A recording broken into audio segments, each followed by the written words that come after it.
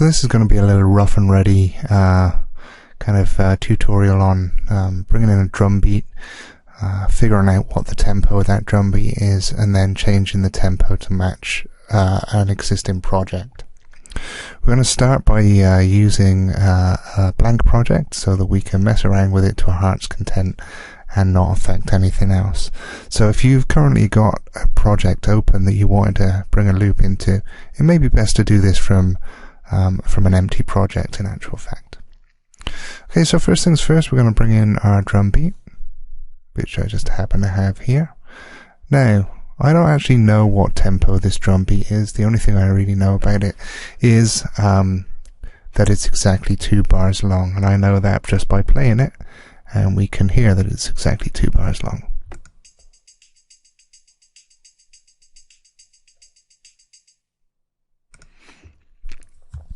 So right now I'm up here. Oh, I should play that to you again.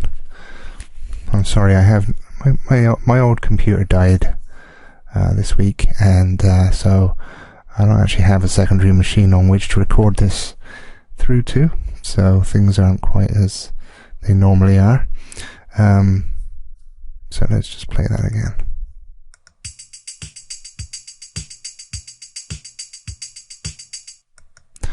Okay, so what we want to do first of all is determine what tempo that track is originally, and we're going to do that by making sure we're in beats and bars mode up here, and you can change. There's several different options up here for displaying on the ruler, and what we want to do is make sure we're bars and beats here. And the other thing we want to do is make sure we're in fixed tempo mode, which is down here. You can change between track tempo and fixed tempo. With track tempo, what you have to do is set up a tempo track, and you can do tempo changes throughout a piece, which is very useful in certain cases.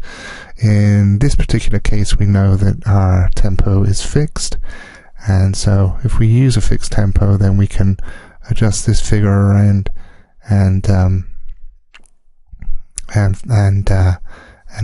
we can. It's much more instant than using a tempo track.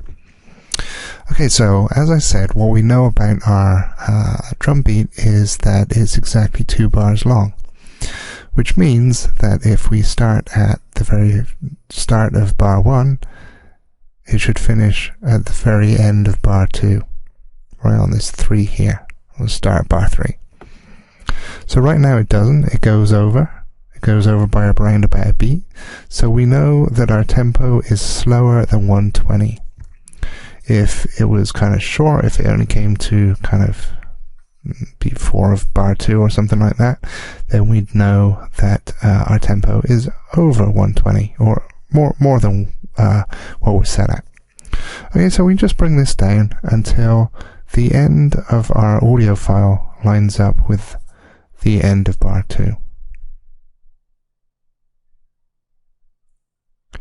And it looks pretty close there. We're just going to zoom in. That's actually spot on. So our tempo is actually fixed at exactly 105 beats per minute. Now, even if you're only a little bit off, it can have an effect on how you hear your audio loop. If we just kind of loop a section, we're just going to loop those 2 bars around there.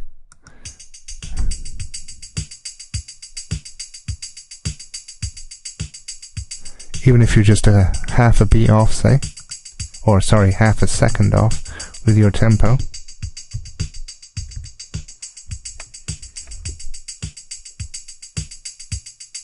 you notice the skip at the end of bar 2,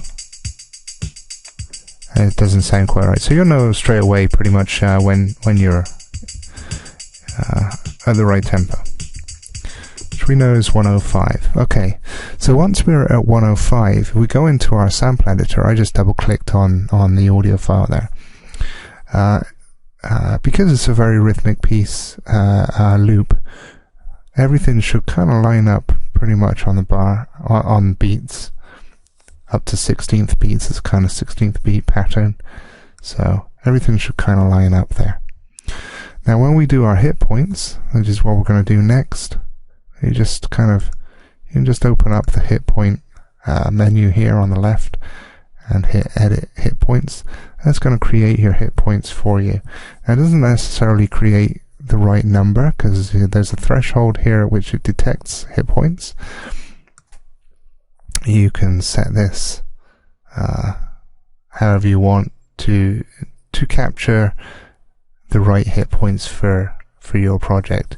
In this case, we know it's kind of a 16th beat pattern, and so it's captured hit points at 16th beats, and it's kind of listened to the drum beat and determined exactly where those need to be. So once we've created our hit points, now we want to change the hit points into slices. It kicks you out of the editor once you do that, but what you can see, you go in here, is that what it's done is sliced up every 16th note. At this point, it hasn't moved anything around. Everything should still be in exactly the same place, and when you play it, it should sound the same as it did before.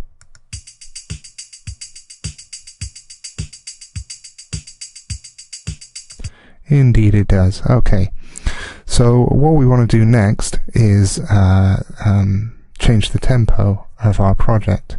Now if you increase the tempo, say from 1.5 to 1.15, you're most likely going to find that what you're missing is the end of each slice, and it's not going to be noticeable.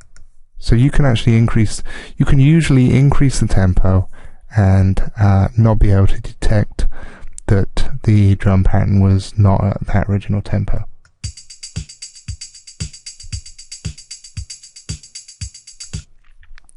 If you slow it down from the original tempo, it's more noticeable because you've now got gaps.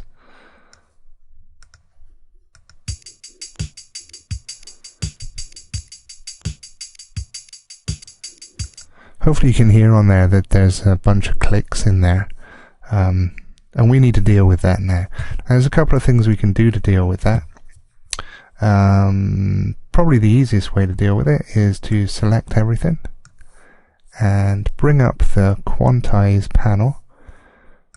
Everything's already quantized. We know that it was a spot on the beat kind of thing, so we don't actually need to quantize this anymore. In fact, if we did quantize it, it shouldn't make any effect on what we've got up here. But what we do have is this handy crossfader, and that's what we're going to use now. So you just, with everything selected, you just hit on the crossfade, and that then crossfades each slice into the next one.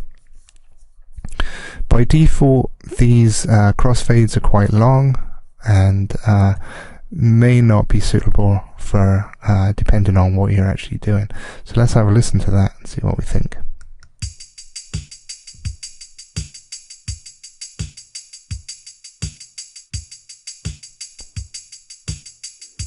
It's actually not bad, but let's see if we can bring down that crossfade to around about 15 milliseconds. I think this is milliseconds. That would kind of make sense. Bring it down to 15 milliseconds. Play it again.